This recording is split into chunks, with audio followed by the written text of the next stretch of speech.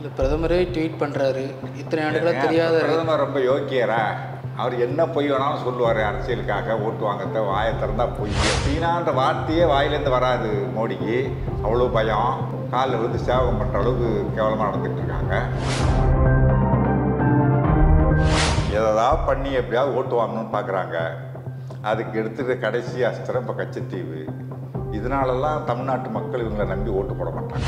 நம்மளை மாற்றாந்தாய் மனப்பான்மையோட நம்மளை வஞ்சிக்கிறது தான் ஒன்றிய அரசினுடைய வேலை. சனாதன கோட்பாடுகளை தமிழ் மண் ஏற்றுக்காது.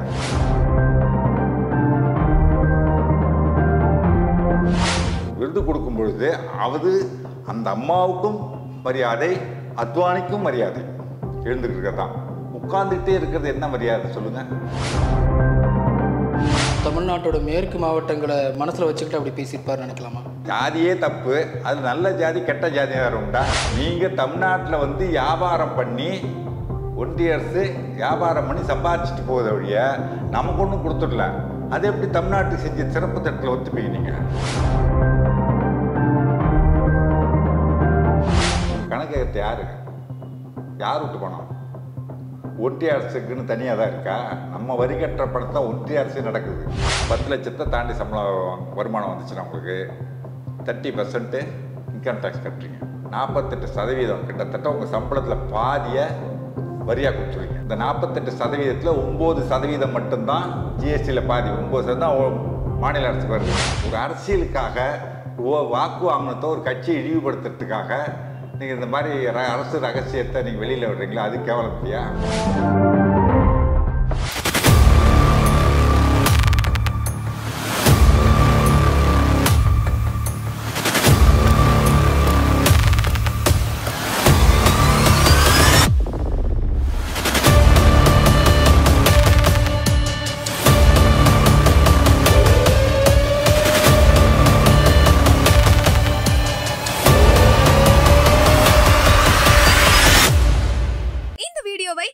வழங்குபவர்கள் Paces Pay, secure digital payments with multiple features and great success rate.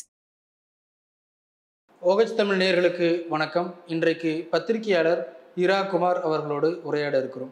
Sir வணக்கம். வணக்கம். தேர்தல் நேரத்தில் மீண்டும் கச்சத்தீவு பிரச்சனை தமிழ்நாட்டு அரசியலில் பேசுபொருளாக மாறி இருக்கு. எப்படி நம்ம புரிஞ்சுக்கிறது இந்த சூழலை?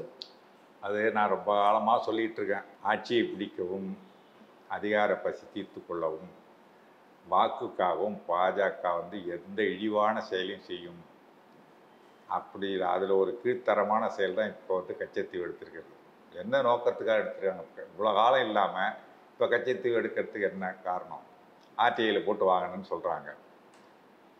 ஆக்சுவலாக அது கிளாசிஃபைடு டாக்குமெண்ட். கிளாசிஃபைடு டாக்குமெண்ட்னா அரசு ரகசியம். 2 நாடுகளுக்கு சம்மந்தப்பட்ட ஒரு விஷயம், ராஜ்ய ரகசியம். அதை வந்து வெளியில் விடக்கூடாது.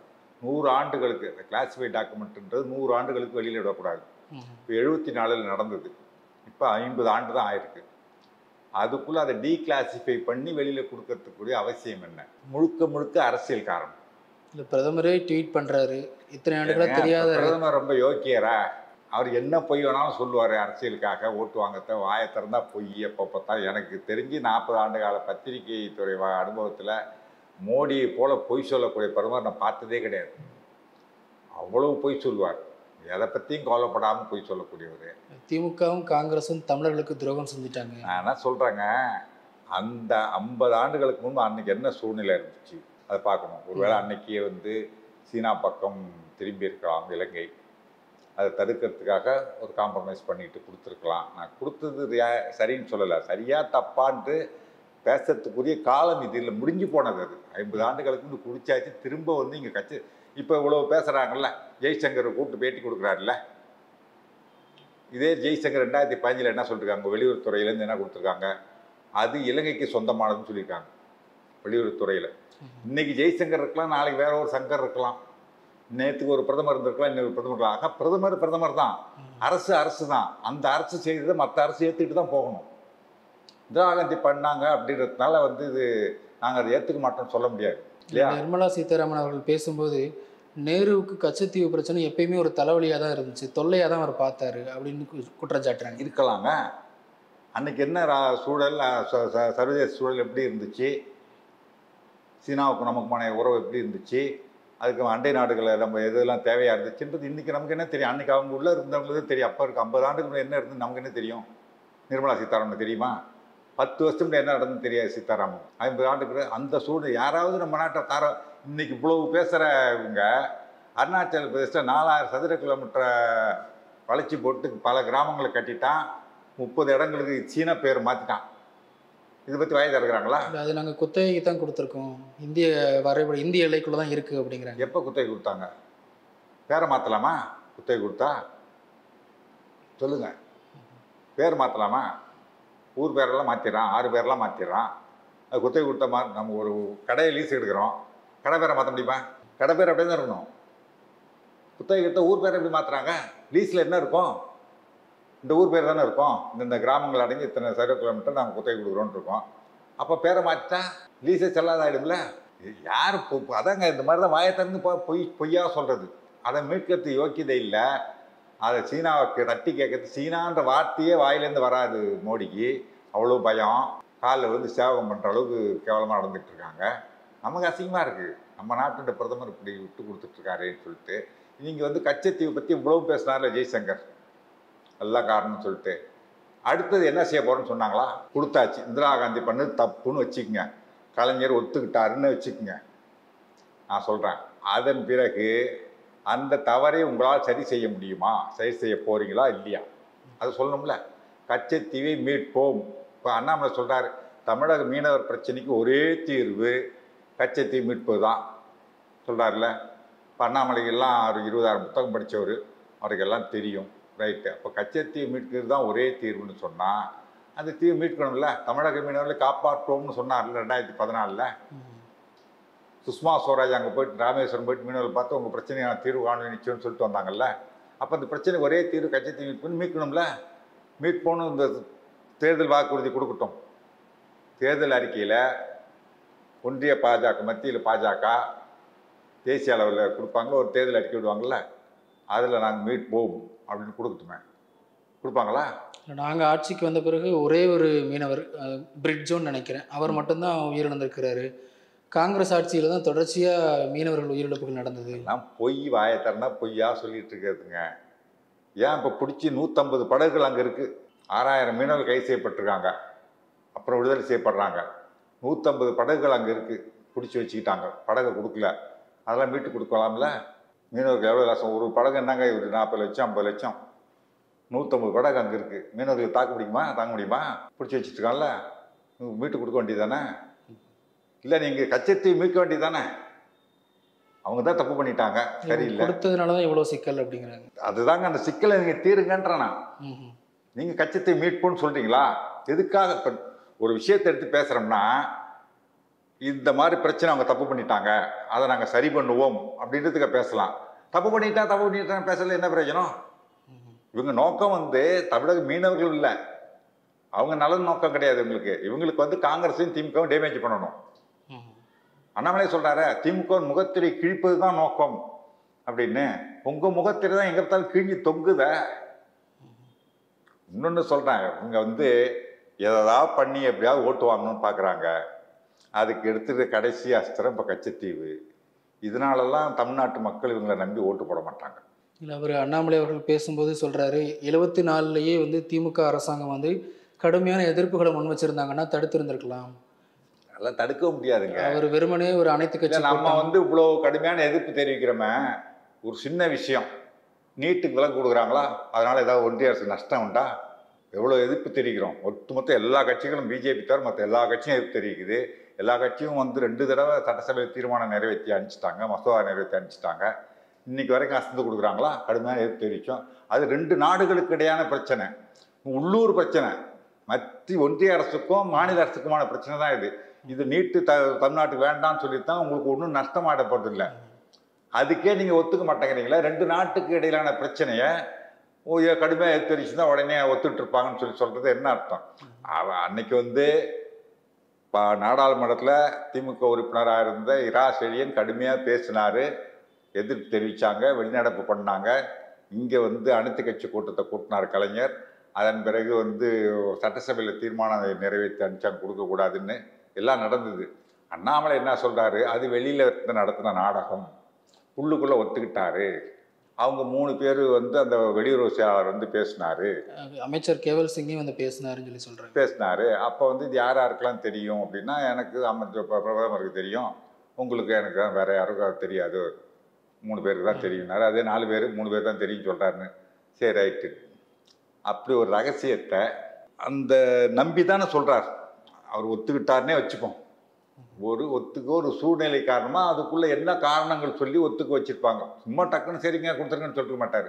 ஏதோ ஒரு முக்கியமான காரணம், தாம் ஒரு பாதுகாப்பு காரணமாக இருக்கலாம், இந்திய பாதுகாப்பு, இந்திய இறையாண்மைக்கு அது கொடுத்தா தான் சரியாக வருன்ற மாதிரி ஏதோ ஒரு காரணம், கன்வின்சிங்கான ஒரு காரணம் சொல்லி வேறு வழியெல்லாம் ஒத்துக்கக்கூடிய சூழல் தான் ஒத்துக்கிட்டு இருக்காருன்னே வச்சுக்கோங்க. அப்போ ஒரு பிரதமர்கிட்ட ஒரு வெளியுறவு அமைச்சர், வெளியுறவு அதிகாரிகள் நம்பித்தானே அவர் சொல்கிறாரு. அதை நீங்கள் வெளியில் விடுறீங்களா? அது கேவலம் இல்லை? அது ஒரு ரகசிய ஆவணமாக ஆக்கியிருக்காங்கல்ல, கிளாசிஃபைடாக வச்சுருக்காங்க, வெளியில் தெரியக்கூடாதுன்னு வச்சுருக்காங்க. அதை எடுத்து இன்றைக்கி அரசியல் ஆதாயத்துக்காக எடுத்து வெளியில் விடுறீங்களா? இது கேவலமான பொழப்பு இல்லை. இது வரைக்கும் நிறைய பேர் ஆர்டிஐல இந்த தகவலை கேட்டிருக்கிறாங்க, கொடுக்கல. உங்களுக்கு மட்டும் எப்போ நீங்கள் மட்டும் கொடுக்க எப்படி எடுத்தீங்க? இப்போ எப்படி டீக்ளாசிஃபை பண்ணாமல் அதை வெளில கொடுக்க மாட்டாங்க? ஏன் டீக்ளாசிஃபை பண்ணீங்க? அது 50 வருஷத்துக்குள்ள 100 ஆண்டுகளுக்கு தான் டீக்ளாசிஃபை பண்ணணும். அதுக்குள்ளே எப்படி டீக்ளாசிஃபை பண்ணீங்க? பண்ணி வெளியில் விட்றீங்கன்னா அரசியல் ஆதாயத்துக்காக அரசு ரகசியத்தை வெளியில் எடுத்து விட்றீங்க, அதானே? அப்போ நீங்கள் வந்து அரசு எனக்கு தெரிய வரும் தகவல்களை நேரடியாகவோ மறைமுகமாகவோ தேவைக்கு அதிகமாக யாரிடம் தெரியப்படுத்த மாட்டேன்னு உறுதிமொழி எடுத்தாங்களா? ரகசிய காப்பு பிரமாணம் உறுதிமொழி எடுத்துட்டாங்களா? அது என்ன ஆகுது? காட்டில் பறக்க விட்டீங்களா? உறுதிமொழி மீறிட்டாங்களா? கேவலம் இல்லையா? ஒரு அரசியலுக்காக வாக்கு வாங்கினத்தை ஒரு கட்சியை இழிவுபடுத்துறதுக்காக நீங்கள் இந்த மாதிரி அரசு ரகசியத்தை நீங்கள் வெளியில் விடுறீங்களா? அது கேவலம் இல்லையா? இல்லை, மத்திய அமைச்சர் நிர்மலா சீதாராமன் நேற்றைக்கு சென்னை வந்தபோது இன்னும் சில தகவல்களையும் சேர்த்து பேசுகிறாங்க. தமிழ்நாட்டுக்கு 5000 கோடி கொடுத்தோம், கூடுதலாக வெள்ள நிவாரண நிதியாக ஒரு 900 கோடி கொடுத்தோம், மொத்தம் 5900 கோடி எங்கன்னு நான் கணக்கு கேட்பேன், மத்திய அரசாங்கத்திலிருந்து தமிழ்நாட்டு அரசாங்கத்துக்கு கொடுக்கப்பட்டது அப்படின்னு குற்றச்சாட்டுறாங்க. இவங்க யார் கணக்கு கேட்கறதுக்கு? கேட்குறேன், இவங்க கணக்கு கேட்கறது யார் விட்டு பணம்? ஒன்றிய அரசுக்குன்னு தனியாக தான் இருக்கா? நம்ம வரி கட்டுற பணத்தை தான் ஒன்றிய அரசு நடக்குது. நீங்கள் பணம் கொடுத்துட்டு கேட்டதுனோட அர்த்தம் உண்டு. ஒரு பைசா கூட 900 கோடி நீங்கள் கொடுத்தது நிதிக்குழு பரிந்துரைப்படி கொடுக்க வேண்டியது. நிதிக்குழு என்ன பண்ணும்? 5 ஆண்டுக்கு ஒரு முறை கூடி எந்தெந்த மாநிலங்களுக்கு எவ்வளோ என்னென்ன மாதிரியான பேரிடர் வரத்துக்கு வாய்ப்பு இருக்குது அப்படின்றத கணிச்சு இதுக்கு இவ்வளோ ரூபா வேணும்னு சொல்லி நம்ம 5 ஆண்டுக்கு 6000 கோடி தமிழ்நாட்டுக்கு, ஊபிக்கு 10000 கோடி, வெள்ளமோ புயலோ வர்றது வாய்ப்பு இல்லாத ஒரு ஊபிக்கு 10000 கோடி பேரிடர் நிதியாக ஒதுக்கிறாங்க 5 ஆண்டுக்கு. நமக்கு 6000 கோடி தான். ஏன்னா நம்ம கடற்கரையோரமே இருக்கோம். நம்ம ஊபியில் கடற்கரையும் கிடையாது, ஒன்றும் கிடையாது. இந்த கங்கையில் வெள்ளம் வந்தால் வழிய அவங்களுக்கு வந்து பாதிப்புக்கு வரது வேறு வழியே எதுவுமே கிடையாது. புயல் வரப்போகிறதில்ல, பெரிய மழை வரப்போகிறதில்ல. ஆனால் இங்கே எல்லாம் உண்டு. அப்படி இருந்து நமக்கு 1200 கோடி 6000 கோடி ஒதுக்கணும் 5 ஆண்டுக்கு. பரப்பளவுலேயும் மக்கள் தொகையிலையும் ஊபி நம்மளோட பெரிய பேரிடர் வருதான்ட்டு தான் பார்க்கணும். மற்றது மக்கள் தொகையில் மற்ற நிதி ஒதுக்கீடு பகிர்வு, நம்ம 1 கோடி கட்டினாங்கன்னா இன்றைக்கி 2 ரூபா 72 காசு கொடுக்குறீங்க, நம்ம 29 காசு தான் கொடுக்குறீங்க. அதுக்கு தான் பின்தங்கிய மாநிலம், வளராத மாநிலம் சொல்கிறாங்க. அதுவே ஊபியை பாருங்கள், பாலாறும் தேனாரும் ஓடுது, தமிழ்நாடு வளர்ச்சி பெறவே இல்லை, பின்தங்கி கிடக்கு, முன்னேறவே இல்லைன்னு சொல்கிறீங்க. அப்போ முன்னேறலைன்னா எங்களுக்கு தாண்டா அதிகமாக கொடுக்கணும். ஊபி வளர்ந்த மாநிலத்தை ஏன் கொடுக்குறீங்க? ஏதாவது ஒன்று சொல்லு. பணம் ஏன்டா அவனுக்கு அதிகமாக கொடுக்கணும், அது வளராத மாநிலம் நல்லா கொடுக்குறேன்ட்டுங்க. இப்படி மாற்றி மாற்றி பொய் சொல்கிறது தான் அவங்களுக்கு வேலை. தமிழ்நாட்டுக்கு 6000 கோடினா ஆண்டுக்கு 1200 கோடி. அதில் 75% ஒன்றிய அரசு கொடுக்கும், 20% நம்ம கொடுக்கணும். மாநில அரசு போட்டு பேரிடர் நிவாரண நிதினு ஒதுக்கிடணும். அதை வேறு எதுக்கும் பயன்படுத்தக்கூடாது. இந்த வருஷம் பேரிடர் வரலாம், அடுத்த வருஷத்துக்கு பயன்படுத்திக்கலாம், வேறு டைவெர்ட் பண்ணக்கூடாது. அதில் தான் 900 கோடியை வந்து 2 தவணையாக 450 கோடியை கொடுப்பாங்க. முதல் தவணை கொடுத்தாச்சு, 2வது தவணை வந்து மார்ச் மாதம் ரிலீஸ் பண்ண வேண்டியது ஜனவரியிலே கொடுத்தாங்க. இந்த 900 கோடி இந்த புயல் மழை வந்தாலும் வராவிட்டாலும் நம்ம கொடுத்தே தீரணும். மழையே பெய்யல, புயலே அடிக்கல அப்படின்னாலும் கொடுத்தாகணும். நமக்கு சேர வேண்டிய தொகை அது. அதை தாண்டி அந்த 1200 கோடி பத்தலை, அதை தாண்டி பெரும் இழப்பு ஏற்பட்டிருக்கு, அது போதாது, எங்களுக்கு நிதி கொடுங்கன்னு சொன்னால் தேசிய பேரிடர் நிதின்னு ஒன்று இருக்குது, அதுலேருந்து நம்ம கொடுக்கணும். குஜராத்தில் மழை வந்த உடனே 1000 கோடி கொடுத்தாங்க பார்த்தீங்களா? கர்நாடகாவில் பாஜக அரசு ஆண்டு இருந்தப்போ அங்கே பிரச்சனை ஒரு 500 கோடி கொடுத்தாங்கல்ல, அந்த மாதிரி நமக்கு தரணும்.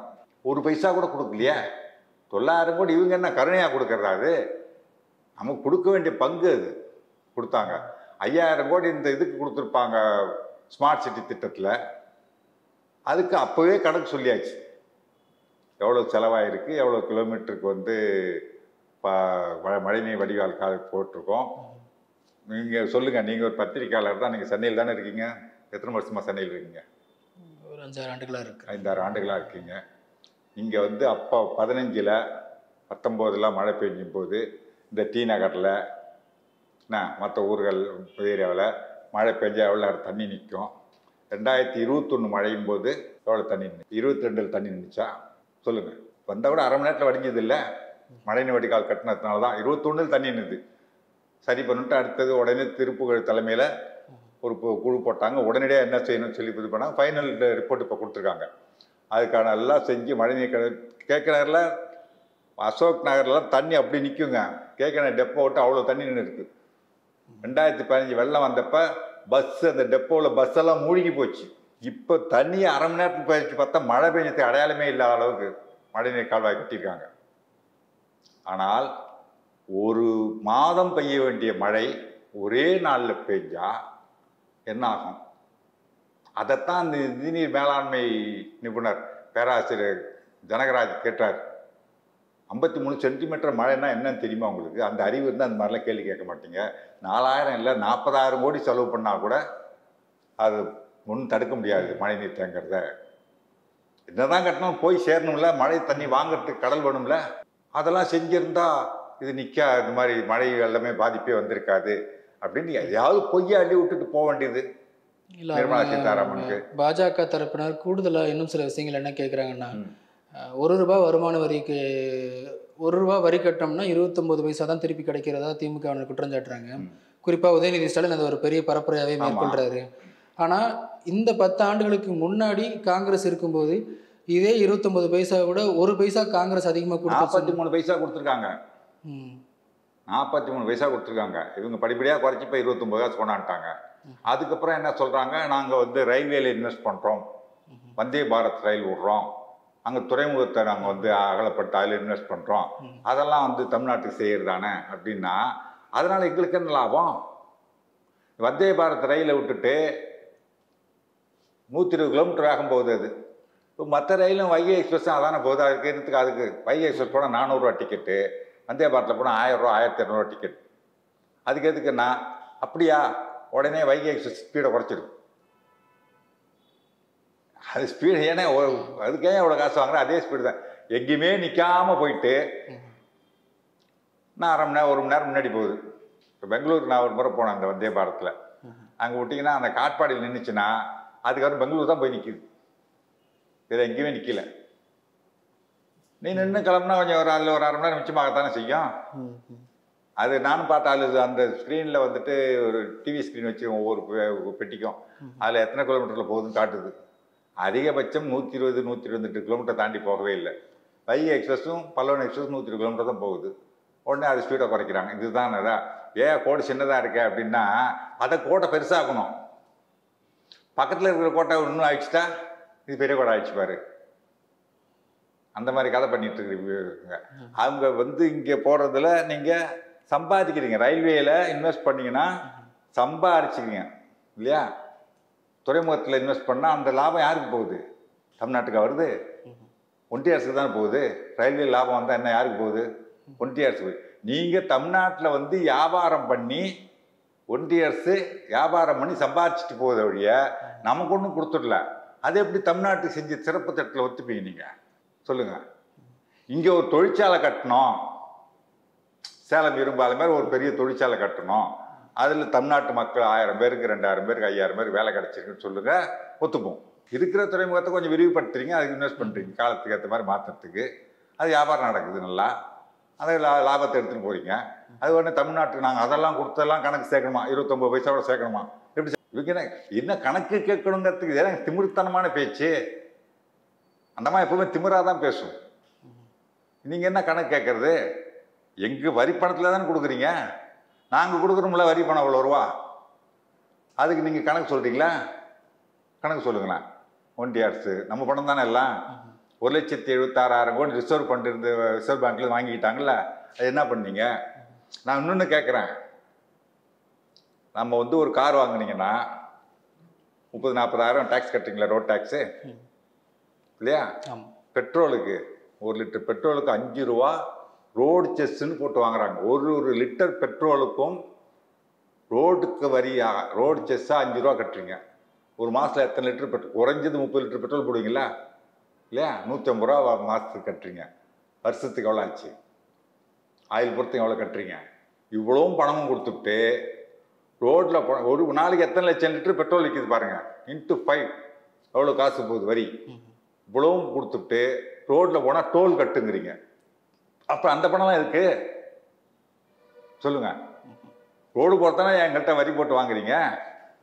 வாங்கிவிட்டு ரோட்டில் போன பணம் கட்டுன்ற, அப்புறம் அந்த வரியை நிறுத்தில்லட்டா? 2 இடத்துல வாங்கிறீங்க. கார் வாங்கும்போது வரி வாங்குறீங்க, பெட்ரோல் வாங்கும்போது வரி வாங்குறீங்க. இப்போ ரோட்டில் போகும்போது வரி வாங்கினா எதுக்கு? என்ன செய்யுது? நான் கணக்கு கேட்குறேன். ஒன்றிய அரசு, நான் ஒரு குடிமகன், எனக்கு ரைட் இருக்குது. நீ என்ன பண்ணுற அந்த பணத்தைன்னு கேட்குறேன். சொல்லுவார் அந்த சீதாராமன், நிர்மலா சீதாராமன் சொல்லுவாங்களா? கணக்கு சொல்லுவாங்களா இந்த பணம்லாம் எங்கே போகுதுன்னு? அவங்களுக்கு 8,500 கோடிக்கு மோடி வந்து எக்ஸ்க்ளூசிவ் அவர் ஃப்ளைட் வாங்குறது நான் பணம் கொடுக்கணுமா? அவர் தனியாக பங்களா கட்டிக்கிறது நான் பணம் கொடுக்கணுமா? இல்லை, என்ன கொடுக்குது இந்த ஒன்றிய அரசு? எனக்கு இவ்வளோ வரி கட்ட ஒன்றுமே வேண்டாங்க. மாநில அரசு கொடுக்குறதெல்லாம் விட்டுருங்க.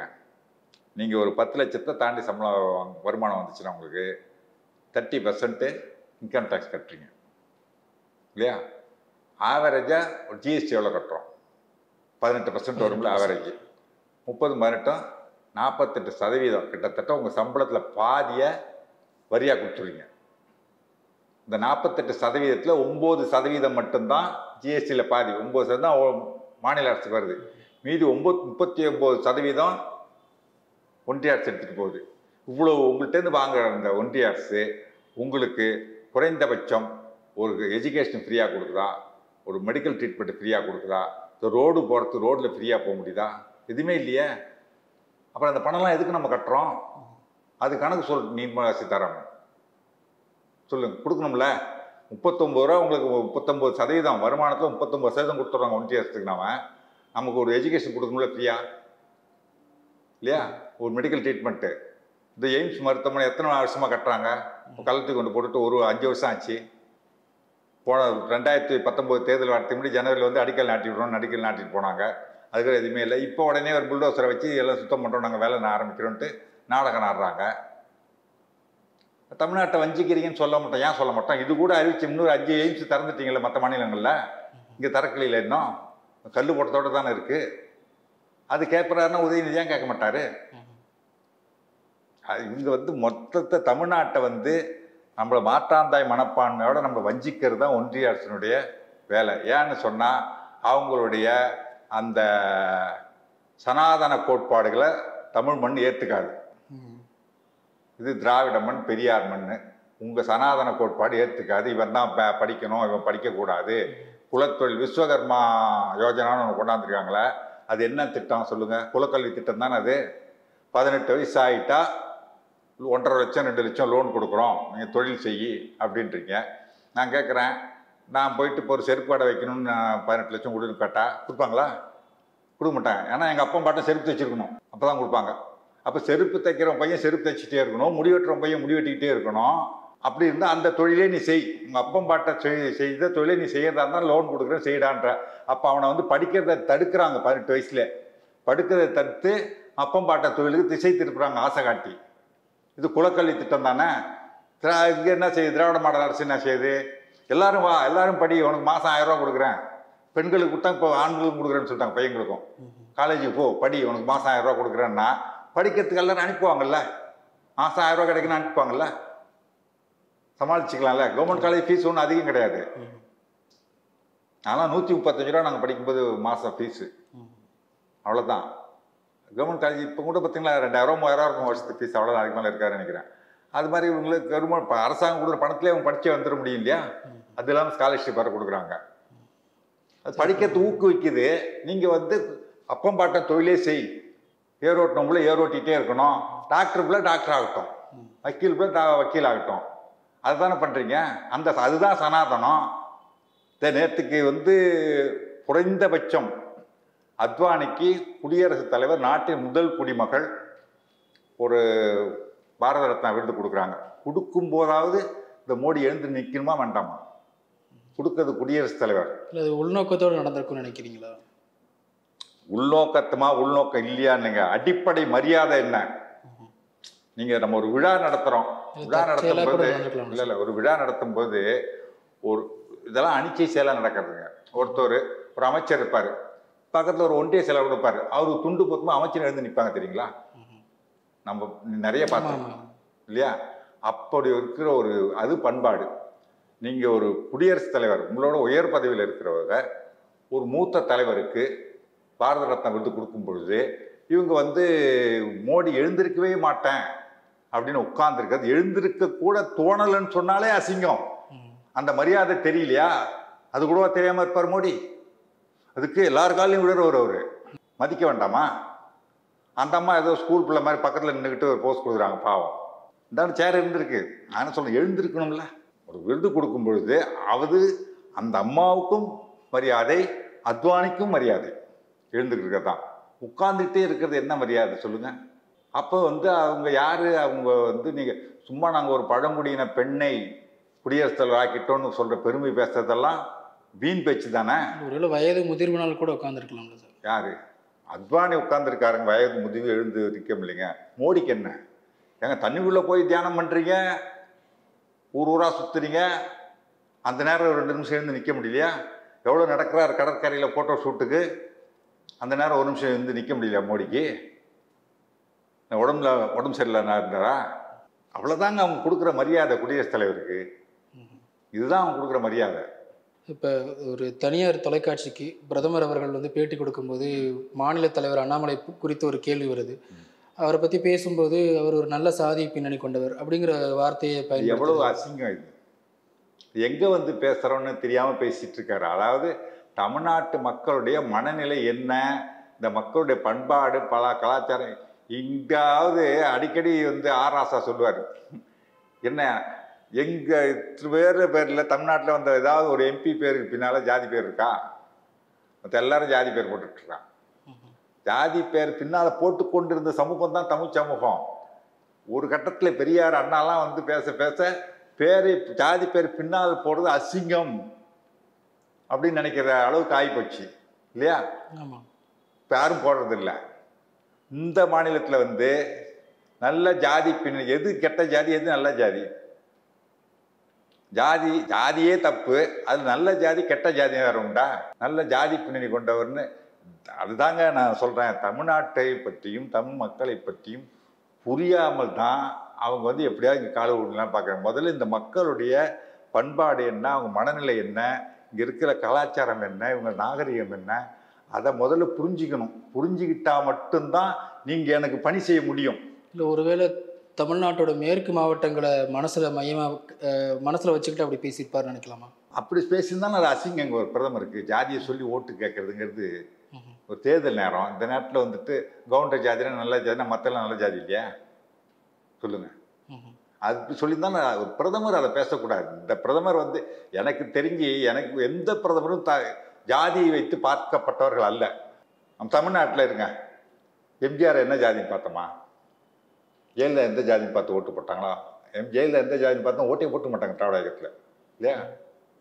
கலைஞர் எந்த ஜாதின்னு பார்த்தோமா? பார்க்கலையே. ஒரு தலைவர் அவ்வளோதான், தலைவர் லெவலுக்கு போயிட்டா அவ்வளோதான்.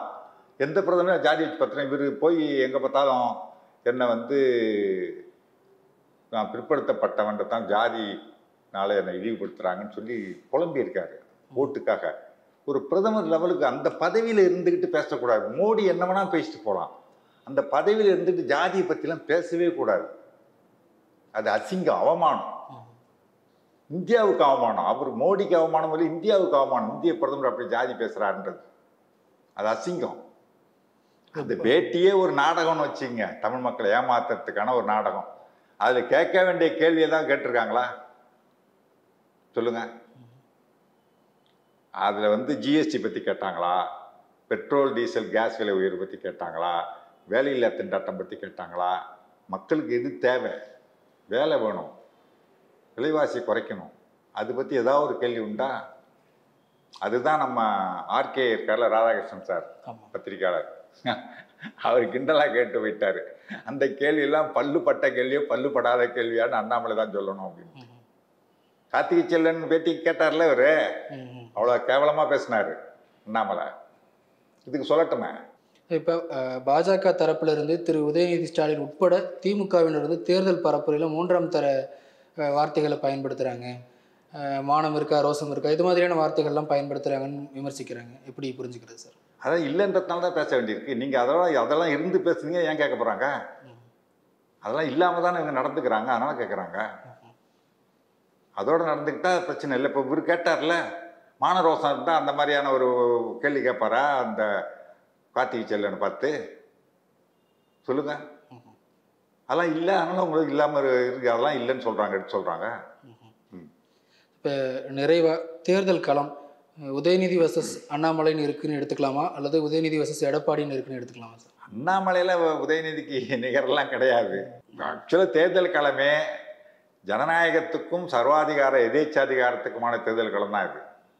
அப்படி தான் சொல்லிட்டு இருக்காரு முதலமைச்சர். எடப்பாடியை பற்றி இவர் கிண்டல் அடித்தாருன்னா அதை கண்டுக்காமல் போயிட்டுருக்கலாம். யார்? எடப்பாடி. உதயநிதி சாரை கண்டுக்காமல் போயிட்டு, உதயநிதி ஸ்டாலின் அந்த கள்ளத்தை காட்டின உடனே யாருக்கு கோபம் வரணும்? அண்ணாமலைக்கு கோவம் தான் அர்த்தம் உண்டு, மோடி கோவம் தான் அர்த்தம் உண்டு. இவர் உதயநிதிக்கு வேறு வேலையில் வந்தவொடனே, தேர்தல் வந்தோடனே கல்லை காட்டுறாரு, கல்லை தூக்கிறாருன்னு. உனக்கு என்ன? நீ சேர்ந்து கேட்கணும், எய்ம்ஸ் மருத்துவமனை ஏன் கட்டலை இன்னும் வரைக்கும் அப்படின்ட்டு. அதை விட்டுட்டு எய்ம்ஸ் மருத்துவமனை கட்டலைன்னு கிண்டல் பண்ணால் உடனே இவர் கோவப்படுறாரு.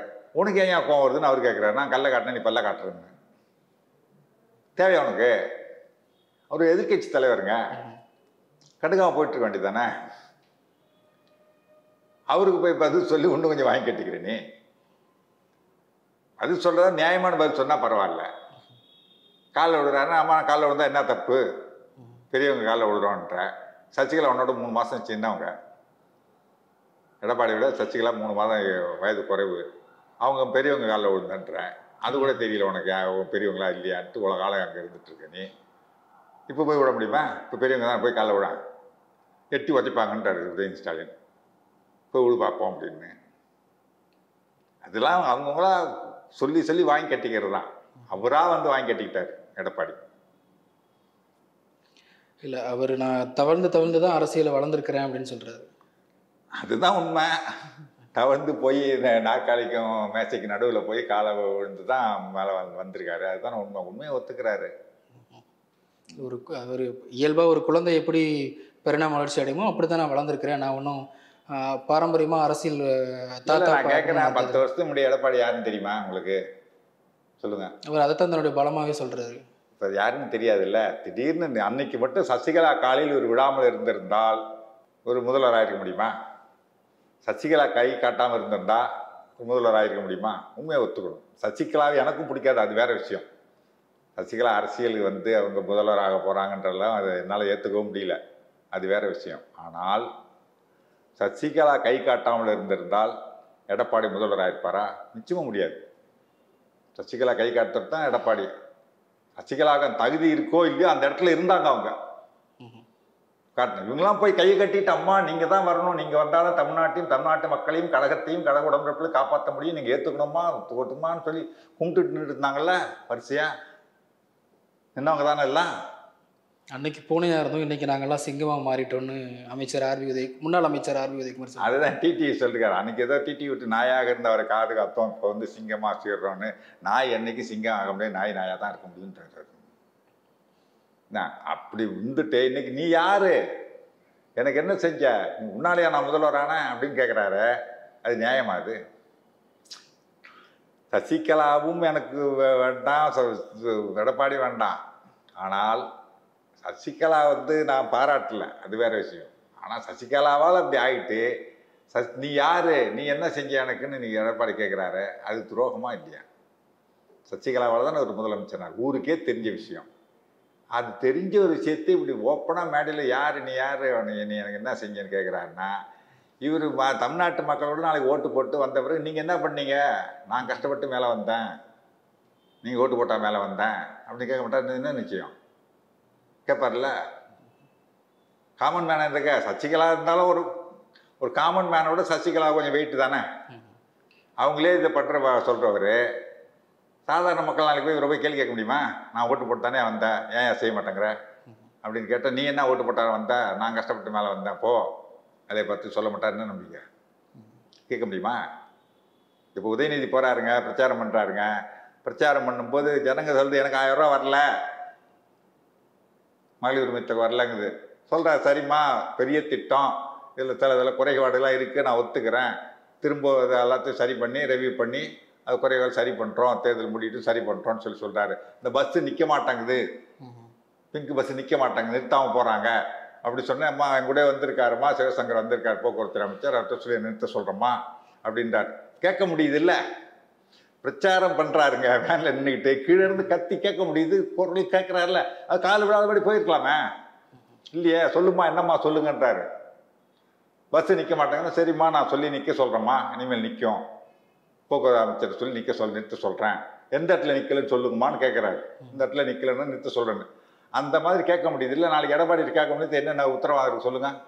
நீங்கள் முதலமைச்சர் போகிறாருங்க, காலையில் அது ஒரு பிரச்சாரமாக இருந்தாலும் காலையில் எழுந்துச்சுன்னு வாக்கிங் போகிறாரு, கிரவுண்டில் மக்களோட பேசிட்டு போகிறாரு, அவங்க குறைகளை சொல்கிறாங்க, செல்ஃபி எடுத்துக்கிறாங்க, பேசுகிறாங்க. இந்த மாதிரி மார்க்கெட்டுக்குள்ளே போகிறாரு, கடைக்காரங்களை பார்த்து பேசுகிறாரு, அங்கே மார்க்கெட்டுக்கு வந்துருக்கவங்க பார்த்து பேசுகிறாரு, நிறுத்தி பிடிச்சி கையை பிடிச்சி பேசுகிறாங்க, நின்று கேட்டுட்டு போகிறாரு, குனிஞ்சு கேட்குறாரு என்ன சொல்கிறாங்கன்ட்டு. இந்த மாதிரி ஒரு என்னைக்காவது எந்த முதல்வராக நம்ம தமிழ்நாட்டில் பார்த்துருக்குமா சொல்லுங்கள்? ஏதாவது இதுக்கு முன்னாடி எந்த முதல்வராக பார்த்துருக்குமா மக்களோட மக்களாக போய் நின்றுட்டு இருக்கிறது? அது செய்கிறாருல. நாளைக்கு எடப்பாடி அந்த மாதிரி போய் கேட்க முடியுமா? ஓ சசிகலாவே நீ யாருன்னு கேட்டவர், நம்மளை போய் ஒரு ஓட்டு போட்டதே ஒரு 5 வருஷம் முறை ஓட்டு போட்டா உனக்கு நான் பதில் சொல்லுமா, நீ யார் நீ அப்படின்னு கேட்க மாட்டாரு, என்ன உத்தரவாதம்? அதனால் இவங்க களம் திமுக வர்சஸ் அதிமுக தான். பிஜேபி டஃப் ஃபைட்டு கொடுத்து போராடும் 3வது இடத்தை பிடிக்கிறதுக்கு. சீமானுக்கு டஃப்பாக ஃபைட்டு கொடுப்பார் பாஜக. 3வது இடம் பாஜகவா சீமானா, அதுதான் இப்போ போட்டி. நிச்சயமா சார். தேர்தலுக்கு இன்னும் 2 வாரத்துக்கு அதிகமாக தான் நாட்கள் இருக்குது. அடுத்தடுத்த விவாதங்கள் நம்ம தொடர்ந்து விவாதிப்போம் சார். நன்றி, வணக்கம். இந்த வீடியோ உங்களுக்கு பிடிச்சிருந்தா லைக் பண்ணுங்க, ஷேர் பண்ணுங்க, கமெண்ட் பண்ணுங்க. மறக்காம OH தமிழ் சேனலுக்கு சப்ஸ்கிரைப் பண்ணுங்க.